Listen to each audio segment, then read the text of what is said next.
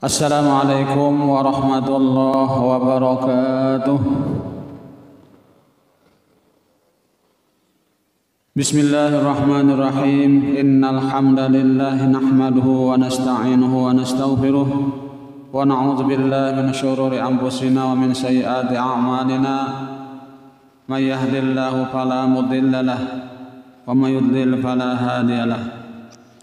أشهد أن لا إله إلا الله وحده لا شريك له وأشهد أن محمدا عبده ورسوله لا نبي بعده اللهم صل وسلم وبارك على سيدنا محمد وعلى آله وأصحابه أجمعين سبحانك لا علم لنا إلا ما علمتنا إنك أنت العليم الحكيم وتب علينا إنك أنت التواب الرحيم ولا حول ولا قوة إلا بالله العلي العظيم رب اشرح لي صدري ويسر لي أمري واحلل عقدة من لساني يفقه قولي أما بعد.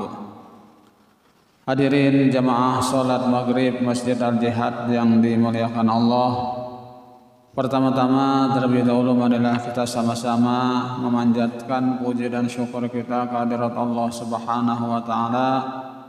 Karena dengan limpahan rahmat, karunia, taufik dan hidayahnya jualah sehingga kita kembali pada malam hari ini kita dapat melanjutkan kajian kita tentang ilmu fikih kitab Sabilal Muhtadin yang membicarakan masalah yang berkaitan dengan pelaksanaan ibadah salat Jumat.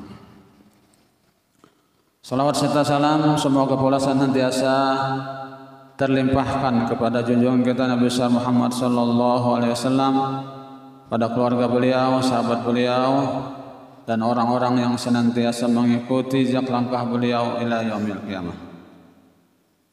Dan marilah kita sama-sama pula memperbaharui atau berniat i'tikaf dengan niat nawaitu an a'takifa fi hadzal masjid sunnatan lillahi ta'ala. Sengaja saya beriktikaf di dalam masjid ini sunnat atasku karena Allah Ta'ala. Hadirin jamaah salat maghrib Masjid Al-Jihad yang dimuliakan Allah.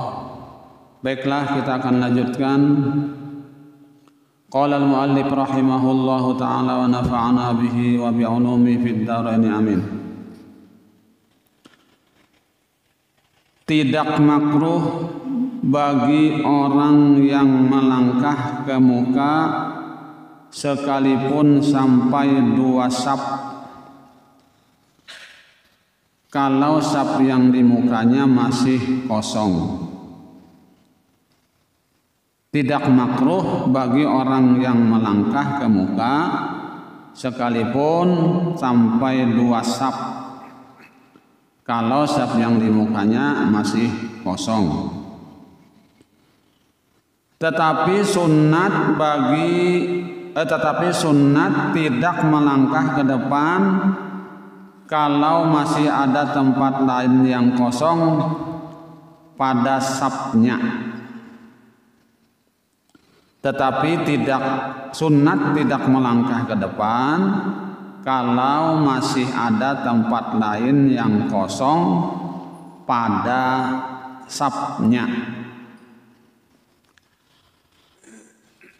Kalau melangkah melebihi dari 2 saf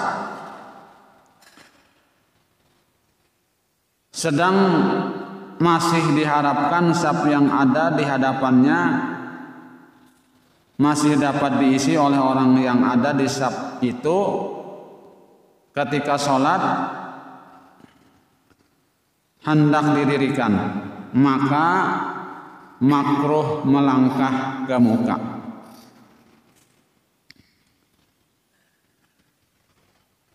Kita ulangi. Kalau melangkah melebihi dari 2 saf, ya, sedang masih diharapkan saf yang ada di hadapannya masih dapat diisi oleh orang yang ada di saf itu, ketika sholat hendak didirikan, maka makruh melangkah ke muka. Tidak makruh melangkah bagi orang yang dihormati seperti pejabat tinggi negara.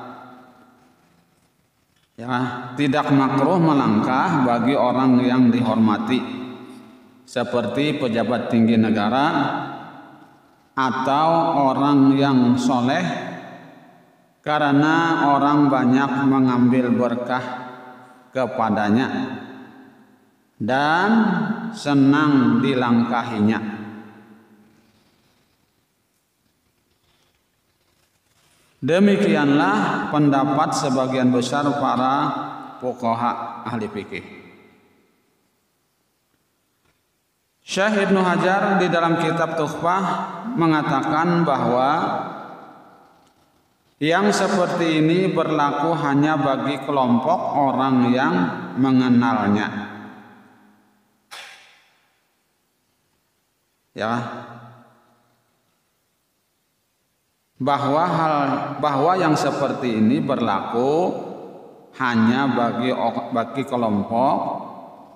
kelompok orang yang mengenalnya, ya kah, pejabat tadi atau orang soleh, ya kah, lalu maju ke depan, ya kah, misalnya orang itu senang jadi langkahi, ada jadi masalah, atau pejabat melangkah ke muka.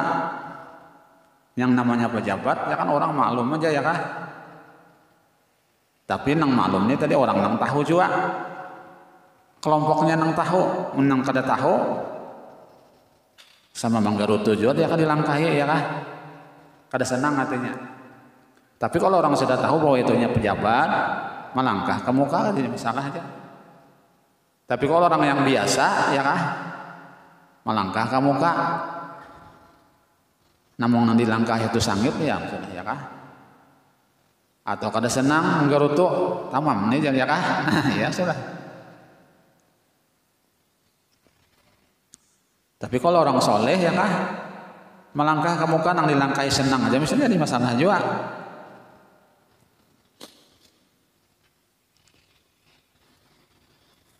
Karena ingin orang yang mengenalnya, karena ingin mendapatkan berkah, ya kan, dan senang, dan ini hanya berlaku bagi orang yang mengenalnya saja. Baik tempat yang dikunjunginya itu adalah tempat yang khusus atau tempat yang umum. Haram bagi orang yang wajib atas dirinya mendirikan sholat Jumat, menyibukkan dirinya dalam berniaga atau usaha lain sesudah muadzin memulai azan yang kedua. Haram bagi orang yang wajib atas dirinya mendirikan sholat Jumat, ya, menyibukkan dirinya dalam berniaga atau usaha lain sesudah muadzin memulai azan yang kedua di hadapan khatib, ya kah? Jadi kalau sudah muadzin mengumandangkan azan yang kedua nih, ya kah, haram melakukan atau menyibukkan diri untuk masih berniaga lagi, ya kah, atau mengurus jualan. Sedangkan orang ini masih sudah azan, ya kah, masih jadi jualan kayu bandar bang rupanya,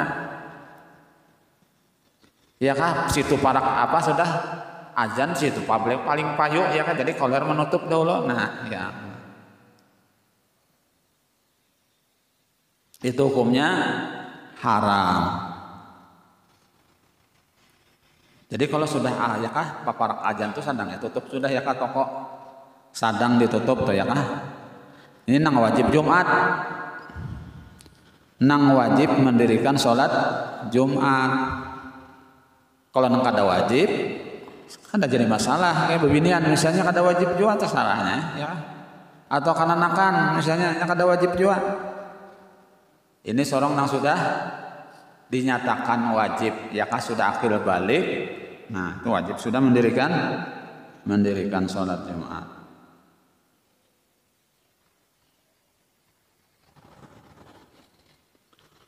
Dan makruh berniaga atau lainnya sesudah gelincir matahari sebelum azan pertama. Makruh hukumnya ya kan? Makruh berniaga, berusaha ya kan, berjualan apakah ya kan, atau kegiatan lain sesudah gelincir matahari sebelum azan pertama.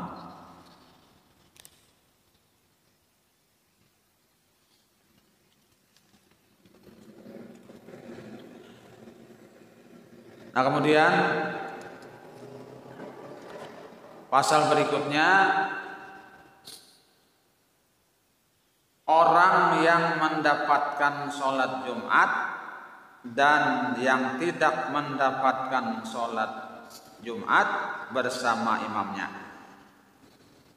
Ya, orang yang mendapatkan sholat Jumat dan yang tidak mendapatkan sholat Jumat bersama imamnya.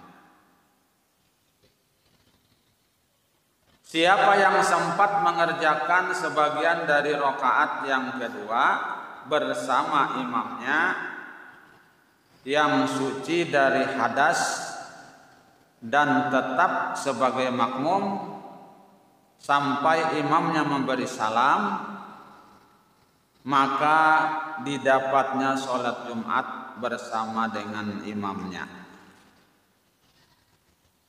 Kita ulangi, siapa yang sempat mengerjakan sebagian dari rakaat yang kedua bersama imamnya yang suci dari hadas dan tetap sebagai makmum sampai imamnya memberi salam, maka didapatnya sholat Jumat bersama dengan imamnya.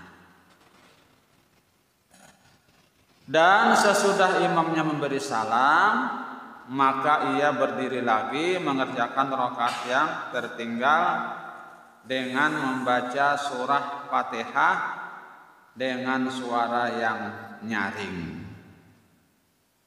Karena ini apa? Mendapatkan tadi sarakaat saja ya kah, rakaat yang kedua. Rakaat yang kedua berarti rakaat yang ketiga kada sempat ya kah. Lalu sampai salam imamnya, selesai salam imam menambah lagi sarakaat yang tertinggal dengan suara yang nyaring, artinya benyaring.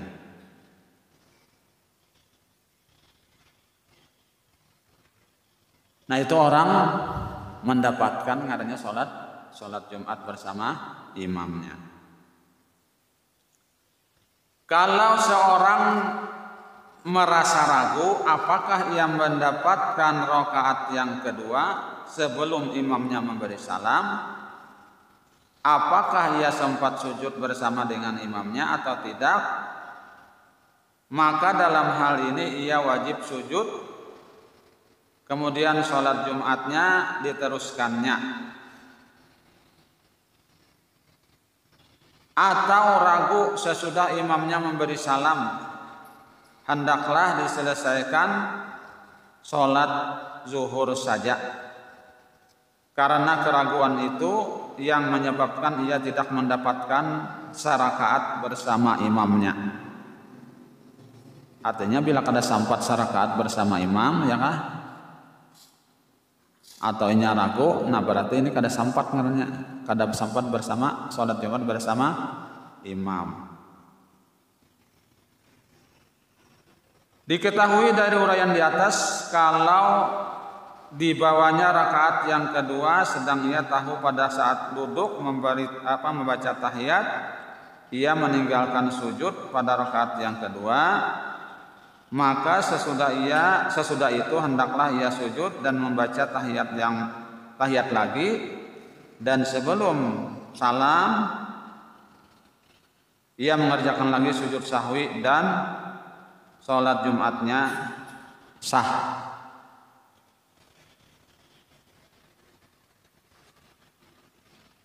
Kalau diketahuinya di dalam tahiyatnya telah meninggalkan suatu perbuatan yang menyebabkan sahwi pada rakaat yang pertama atau merasa ragu yang seperti itu, maka luputlah sholat Jumatnya dan ia dianggap telah melaksanakan satu rakaat zuhur, ya, satu rakaat zuhur. Kalau orang yang masbuk sempat mengikuti imam sesudah imamnya rukuk pada rakaat yang kedua, maka wajiblah ia berniat sholat Jumat di dalam takbirnya. Kita ulangi. Kalau orang yang masbuk ini artinya tadudi, sempat mengikuti imam sesudah imamnya rukuk pada rakaat yang kedua, sempat mengikuti imam, ya kan? Sesudah imamnya rukuk pada rakaat yang kedua, maka wajiblah ia berniat sholat Jumat di dalam takbirnya. Namun ia wajib menyempurnakan sholatnya menjadi sholat zuhur.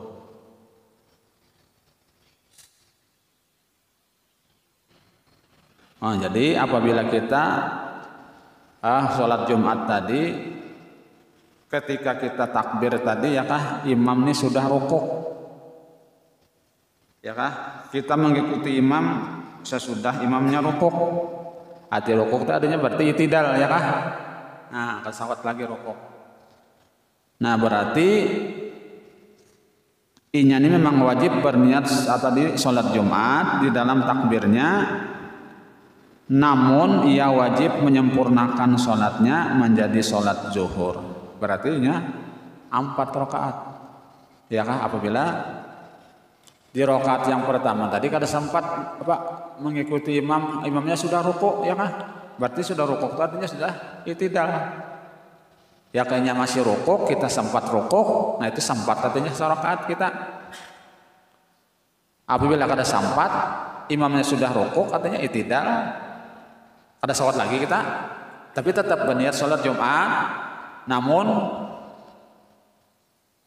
rakaatnya sholatnya tadi menjadi sholat zuhur, ya kah? Jadi 4 rakaat yang mengerjakan. Kada sempat masa rakaat tadi dengan imam, ya kah? Andaikan sempat rakaat dengan imam, cuman 1 aja menambah lagi.